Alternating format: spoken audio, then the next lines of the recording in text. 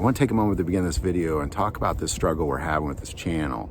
It's really kind of the way that gun channels are interacting with Google and YouTube is affecting us, and it's affecting our ability to be able to produce content. So I want to take a moment and just ask you, support us on Patreon, where a lot of the content we can't put here is going, and it supports this ministry.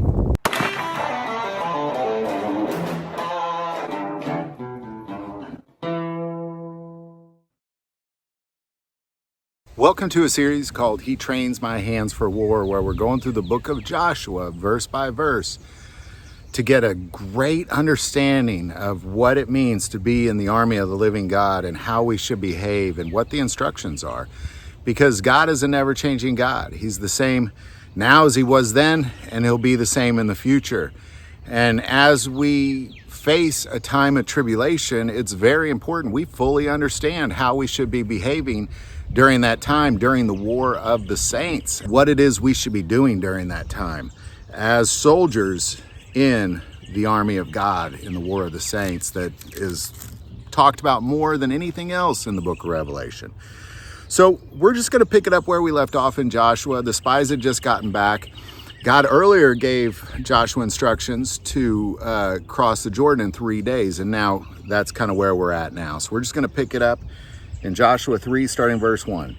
Then Joshua rose early in the morning, and they set out from Acacia Grove and came to the Jordan, he and all the children of Israel, and lodged there before they crossed over.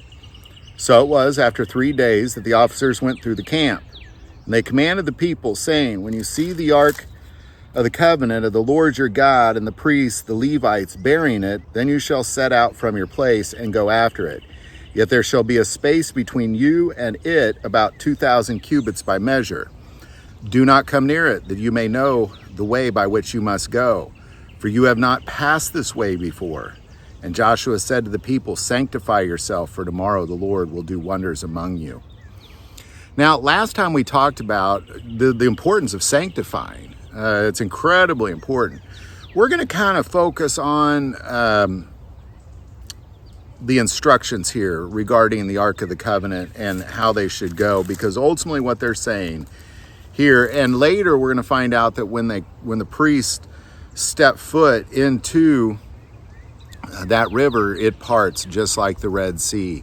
So they all have to follow the ark. So we're just going to kind of go through this real quick.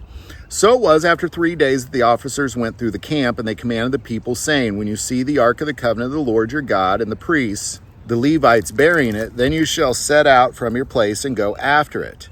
Yet there shall be a space between you and it about 2,000 cubits by measure. Now, I kind of want to put this picture into your mind for a second. At this point, you have well over 1 million Israelites potentially. For sure, well over 500,000, probably at the very least about 800,000 Israelites, but most likely over 1 million is what most people estimate at this time. And the different tribes and the different pieces of those tribes of Israel, they're all in like a city of tents. And what they're saying is when the Levites, the Levites are the priests of the ark, they're the priests of the tabernacle. When you see them with the ark, because they're going to go first. So when you see the Levites, you want to follow behind them, but you want to keep a distance of about 2,000 cubits. Now, this is an interesting number because it's really kind of a Hebrew mile. Really, the Romans used the same equivalent, about 2,000 cubits for a mile. Ultimately, what they refer to this as a Salom Sabbat. It's really kind of a Sabbath mile. I don't know why they called it that. But they called it a Sabbath mile, and it was about 2,000 cubits. Now here, the actual language says 2,000 cubits. It doesn't say a Sabbath mile. It says 2,000 cubits. But that is a Sabbath mile. Now that equivalates to about 2/3 of a standard mile that we would see. So ultimately what they're saying is when you see the Levites and then that ark, and you've had 3 days to prepare, you should already be ready. You need to, when they pass by you, you then need to follow them, but keep a distance of about a mile. This is a great train of people that are getting ready to cross the Jordan River at the leadership of the Ark of the Covenant. Now, of course, the Ark of the Covenant is the literal dwelling place of God on earth. So God is literally leading their way, and they're saying, when you see God pass by, when you see what we view as God, what we say, well, here is the holy presence of God. That's why you got to keep such a distance. That's why only the Levites. I mean, we could go back to Leviticus law and spend probably years talking about why they do the things that they do when it comes around the Ark of the Covenant. But keeping your distance is a big one. You can't just walk up to the Ark of the Covenant. Anybody that touched it would vaporize. Anybody that got near it had to sacrifice a spotless lamb to account for the atonement of themselves before they can even enter into its presence. It's a very significant thing that they're doing here, and it's important that we understand that when God says something, he means it.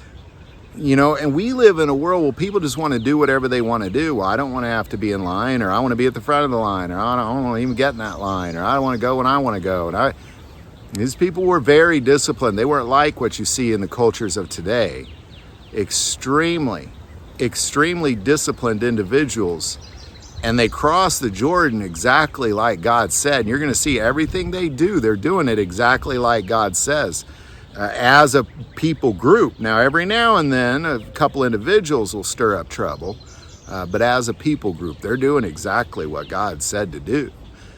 This is not really just kind of a thing that is a symbolic thing.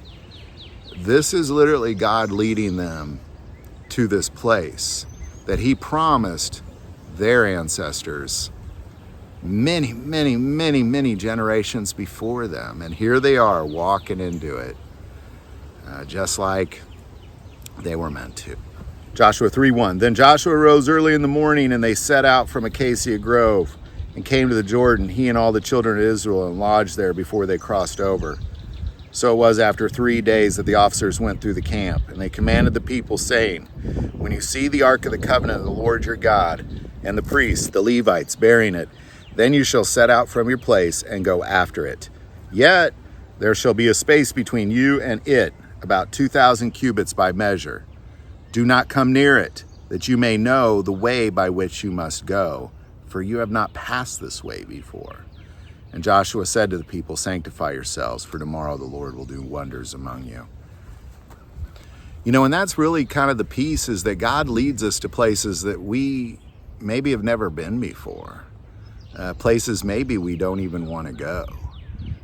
But it's very important that we really understand what it is that God is leading us into. Here is a significant case, but if we go even further into when Jesus was talking to Peter, and this has nothing to do with them crossing, but it kind of has everything to do with them crossing. So we're going to go to John 21:15. So when they had eaten breakfast, Jesus said to Simon Peter, Simon, son of Jonah, do you love me more than these? He said to him, yes, Lord. You know that I love you. He said to him, feed my lambs. He said to him again a second time, Simon, son of Jonah, do you love me? He said, yes, Lord, you know that I love you. He said to him, tend to my sheep. He said to him a third time, Simon, son of Jonah, do you love me? Peter was grieved because he said to him a third time, do you love me? And he said to him, Lord, you know all these things. You know that I love you. Jesus said to him, feed my sheep. Most assuredly, I say to you, when you were younger, you girded yourself and walked where you wished. But when you are old, you will stretch out your hands, and another will gird you and carry you where you do not wish. This he spoke, signifying by what death he would glorify God. And when he had spoken this, he said to him, follow me. That's what God is all about. It's about follow me. It's about following him to places that you don't want to go. Oftentimes, things that are scary, things that are intimidating. And them following the Ark of the Covenant is really the same idea. It's following God into dangerous things. Their whole life as children, they did whatever they wanted to do because their parents were terrible. Their parents did whatever they wanted to do. And now that they're older, they're going to have to gird themselves for war and go to places they may not want to go, and go to places that they've never been before. And that's exactly what's taking place here. And that's why this little verse of just, when you see the ark pass by with the Levites, follow it, but keep a distance of 2,000. I mean, they're going into warfare, mind you. So I hope this video helps. Any thoughts or insight on this, definitely put in the comments below. If you like this video, click like and subscribe. Feel called to support this channel with Patreon. That link is also below. But the most important part of this channel is we take prayer requests, so please don't ever hesitate to send that in. Thank you for watching this episode of God, Family, and Guns. And as always, love God, love your family, and love guns.